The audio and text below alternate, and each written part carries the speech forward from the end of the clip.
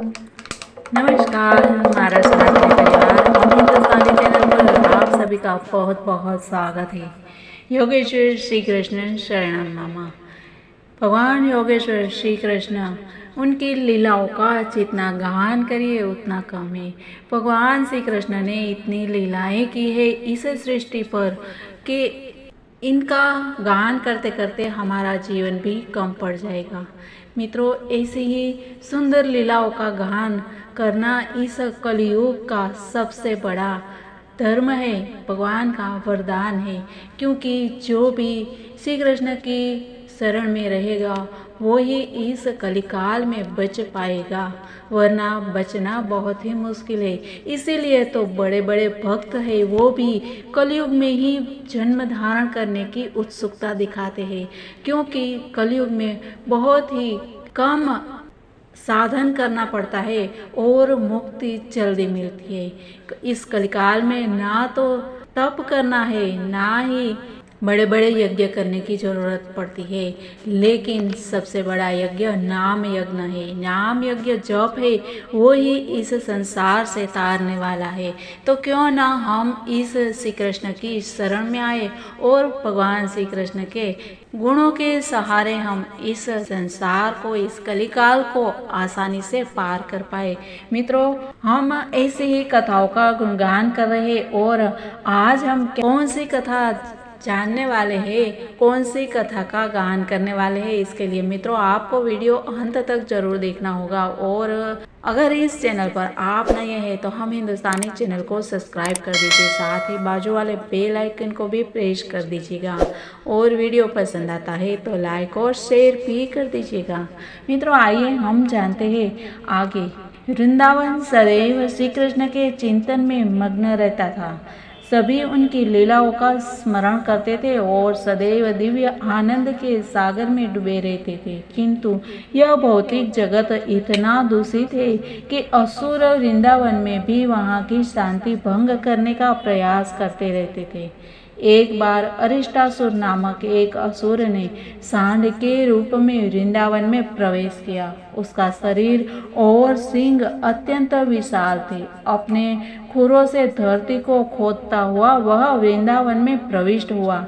जब उस राक्षस ने वृंदावन में प्रवेश किया तो सारी धरती ऐसे हिलने लगी जैसे भूकंप आया हो। उसने भयंकर गर्जना की और नदी के तट की भूमि को खोद डाला। तत्पश्चात उसने गांव के मुख्य भाग में प्रवेश किया। उस सांड की तीव्र भयानक गर्जना के कारण कुछ गर्भवती गायें और स्त्रियों के गर्भ गिरने लगे। उसका शरीर अत्यंत विशाल, सुदृढ़ और इतना बलशाली था कि उसके शरीर पर एक मेघ ऐसे मंडराने लगा जैसे मेघ पर्वत पर मंडराते हैं। अरिष्टासुर ने इतने भयानक रूप में वृंदावन में प्रवेश किया कि उसे देखने मात्र से सब नर नारी भयभीत हो गए और गाय व अन्य पशु ग्राम छोड़कर भाग गए। स्थिति अत्यंत भयंकर हो गई और वृंदावन के सब निवासी आर्तनाद कर उठे, हे कृष्ण हमारी रक्षा करें। श्री कृष्ण ने गायों को भागते हुए देखा और तत्काल उत्तर दिया कि डरो मत। फिर उन्होंने अरिष्टासुर के समक्ष उपस्थित होकर कहा, तुम जीवात्माओं में निकृष्टतम हो, तुम्हें इस कार्य से क्या प्राप्त होगा? यदि तुम मेरी सत्ता को चुनौती देने के लिए आए हो तो मैं तुमसे युद्ध करने को तत्पर हूँ। इस प्रकार श्री कृष्ण ने उस असुर को चुनौती दी। उनके इन शब्दों को सुनकर वह असुर अत्यंत क्रोधित हो उठा। श्री कृष्ण अपने एक सखा के कंधे पर हाथ रखकर उस सांड के सामने खड़े थे। क्रोधित सांड श्री कृष्ण की ओर बढ़ने लगा। अपने खुरों से धरती खोदते हुए अरिष्टासुर ने अपनी पूंछ ऊपर उठाई। ऐसा प्रतीत हो रहा था जैसे मेघ उसकी पूंछ पर मंडरा रहे हो। उसके नेत्र लाल थे और क्रोध में इधर उधर घूम रहे थे। अपने सिंगों को श्री कृष्ण की ओर करके उसने इंद्र के वज्र की भांति उन पर आक्रमण कर दिया, किंतु श्री कृष्ण ने तत्काल ही उसके सिंग पकड़कर उसे उठाकर दूर फेंक दिया, जैसे एक विशालकाय हाथी एक लघु विरोधी हाथी को दूर फेंक देता है। यद्यपि असुर अत्यंत थका प्रतीत होता था और और पसीने से लथपथ था, फिर भी वह साहस करके उठा। उसने अत्यधिक क्रुद्ध होकर पुनः श्री कृष्ण पर अत्यंत वेग से आक्रमण किया। श्री कृष्ण की ओर दौड़ते हुए वह दीर्घ सांसें ले रहा था। श्री कृष्ण ने पुनः उसके सींगों को पकड़ लिया और तत्काल उसे धरती पर पटक दिया, जिससे उसके सींग टूट गए। तदुपरांत श्री कृष्ण उसके शरीर पर इस प्रकार पादाघात करने लगे जैसे कोई गीले वस्त्र को धरती पर निचोड़े। इस प्रकार श्री कृष्ण ने पदाघात करने से अरिष्टासुर उलट गया और तीव्रता से अपने पैर चलाने लगा। उनके नेत्र पथरा गए। रक्तस्राव करता हुआ वह यमलोक सिधार गया। इस आश्चर्यजनक उपलब्धि के लिए देवगण स्वर्गलोक से श्री कृष्ण पर पुष्प वर्षा करने लगे। श्री कृष्ण पहले से ही वृंदावन वासियों के सर्वस्व थे। सांड रूपी इस असुर का उद्धार करने के पश्चात वे सबकी आंखों का तारा बन गए। विजय पाने से सभी ग्रामवासी बहुत ही खुश हुए और वह स्वाभाविक भी है कि सब अपने बंधु बांधव है, मित्र मंडल है, वो सब खुश और हर्षित होते ही है। इस घटना के पश्चात श्री नारद मुनि ने कंस पर श्री कृष्ण का रहस्योद्घाटन कर दिया।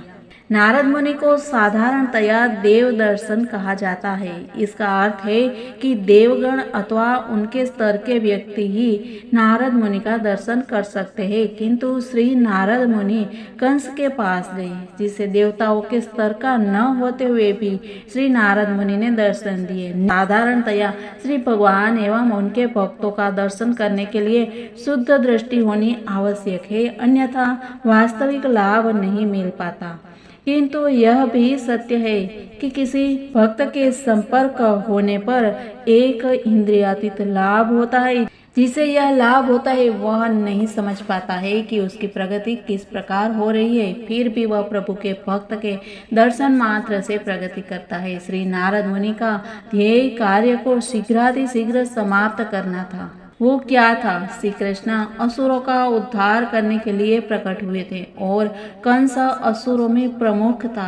श्री नारद मुनि घटनाओं की गति में तीव्रता लाना चाहते थे। इसी उद्देश्य से वे समस्त वास्तविक वृत्तांत के साथ कंस के पास गए थे। नारद जी ने कंस को बताया, वासुदेव जी का 8वां पुत्र तुम्हें मारेगा और वह 8वां पुत्र श्री कृष्ण है। वसुदेव जी ने अपनी 8वीं संतान को लड़की बताकर तुम्हें भ्रमित किया है। वास्तव में वह कन्या नंद महाराज की पत्नी यशोदा की पुत्री थी।